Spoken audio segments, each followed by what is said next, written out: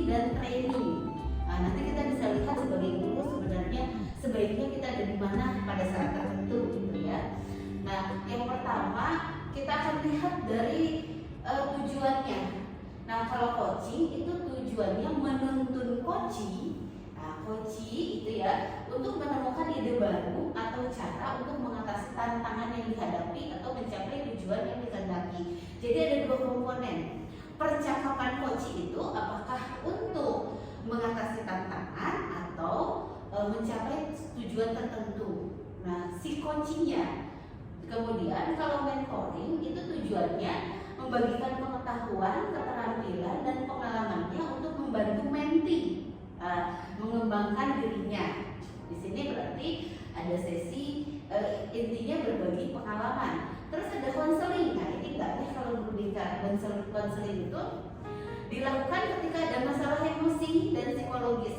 Fokus pada pembenahan masa lalu dan kadang melibatkan terapi dan bahkan bisa pendekatan remedial gitu. Kalau konseling, kalau fasilitasi itu membantu memudahkan kelompoknya dalam mengidentifikasi dan memecahkan masalah serta membuat keputusan untuk meningkatkan efektivitas kelompok itu. Yang mungkin secara umum guru itu di sini sebenarnya memfasilitasi siswa untuk belajar gitu ya secara umum. Nah, kemudian training, kalau training sendiri itu tujuannya untuk mengembangkan pengetahuan dan keterampilan si trainingnya gitu. Kalau training itu, nah sebenarnya disebut pelatihan lebih ke training gitu. Lalu kalau kita membedakan antara kelimanya ini berdasarkan hubungannya, kalau coaching itu membangun kemitraan yang setara dan coaching sendiri yang mengambil keputusan. Jadi tidak ada intervensi dari si coach sendiri yang akhirnya dia memutuskan akan begini gitu. Coach itu hanya mengantarkan melalui mendengarkan aktif dan melontarkan pertanyaan. Jadi dia yang mancing, coach lah yang membuat keputusan. Jadi tidak ada sesi nasihat, tidak ada mengeluarkan ide coach di sini. Kemudian mentoring itu hubungan antara seseorang yang berpengalaman dan yang kurang pengalaman. Nah, mentor langsung memberikan tips kalau di mentoring bagaimana menyelesaikan suatu masalah atau mencapai sesuatu. Nah, di konseling hubungan antara seorang ahli dan seseorang yang membutuhkan bantuannya, itu konseling. Konselor bisa saja langsung memberi solusi. Hanya konselor yang bisa ngasih solusi, kalau di coaching tidak. Kemudian fasilitasi. Hubungan seseorang yang berada di luar kelompok dengan satu kelompok yang difasilitasinya gitu. Kemudian fasilitator membantu mengefektivitaskan kelompok tersebut. Jadi kayak di program guru penggerak itu ada yang posisinya sebagai fasilitator itu begitu. Bukan narasumber, fasilitator itu memfasilitasi belajar kelompoknya. Lalu training, hubungan antara seorang ahli dan kelompok yang perlu ditingkatkan pengetahuan dan keterampilannya. Kalau training itu jelas melatih.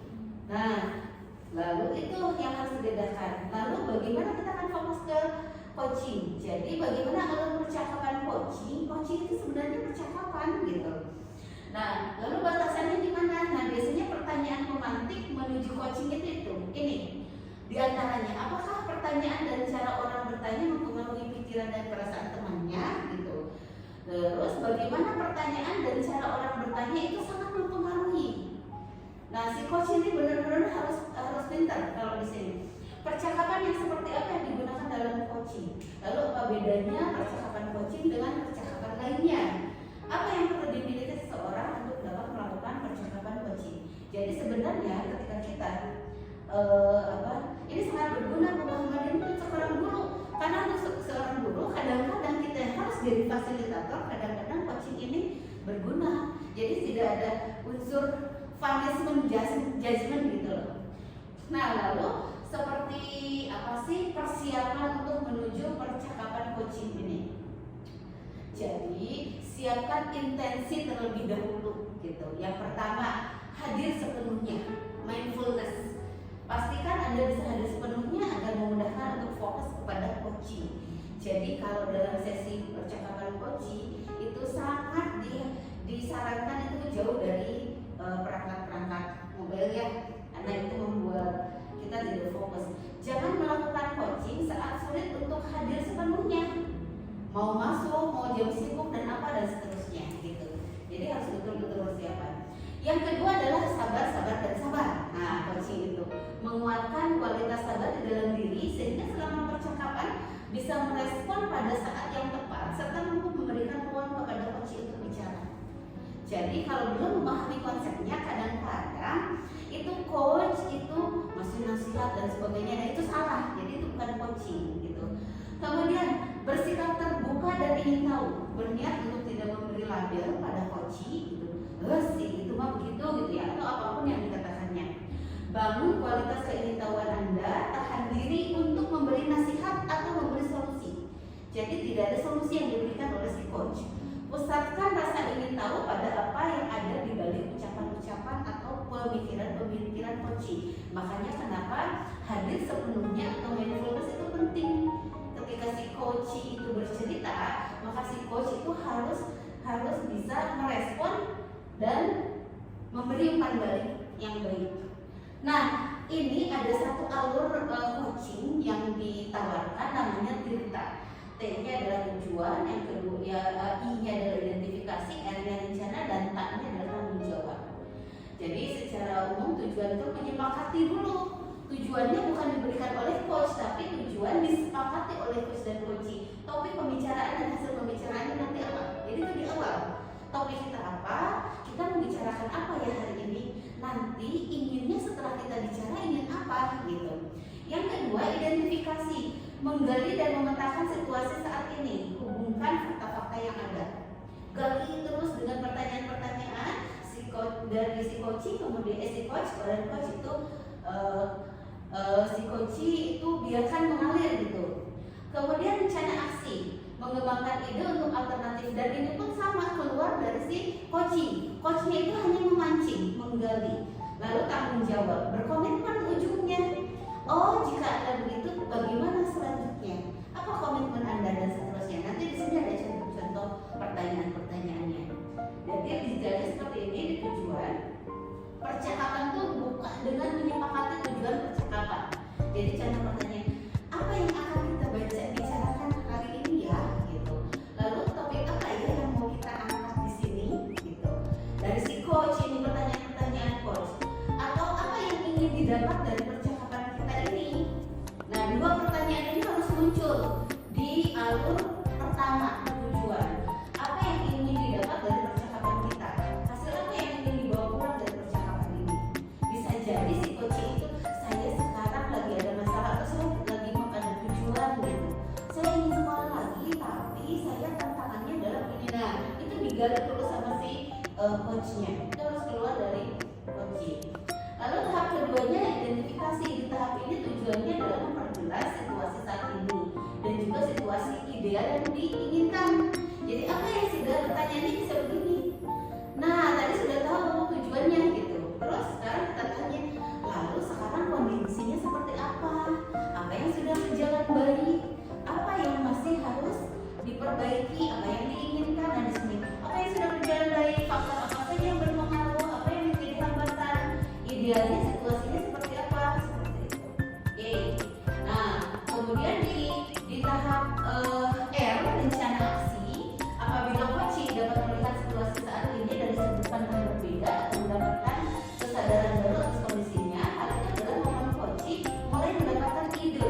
Jadi di tahap ini si coach itu harus bisa menggali sampai coaching itu mampu mencari solusi sendiri sebenarnya. Gitu. Apa yang perlu? Jadi kalau begitu apa yang perlu diperbaiki? Lalu apa yang perlu ditingkatkan? Apa yang bisa menjadi pilihan? Alternatif apa saja yang tersedia? Apa ide Anda gitu untuk menghadapi tantangan itu atau untuk mencapai tujuan itu? Seperti itu. Apalagi ya? Jadi pertanyaan itu bukan satu selesai, tapi terus gali sampai ide solusi itu muncul dari si coachingnya sendiri. Gitu.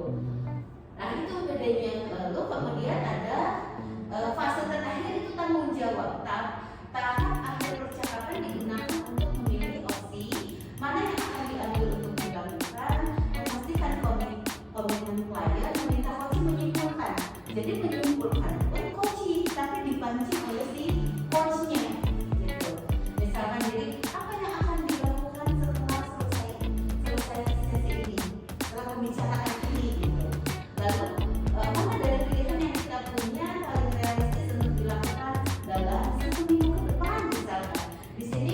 biasanya supaya tidak mengawang-awang, biasanya coach harus sampai bertanya kapan minggu ini, bulan ini tuh harus muncul dari coach itu.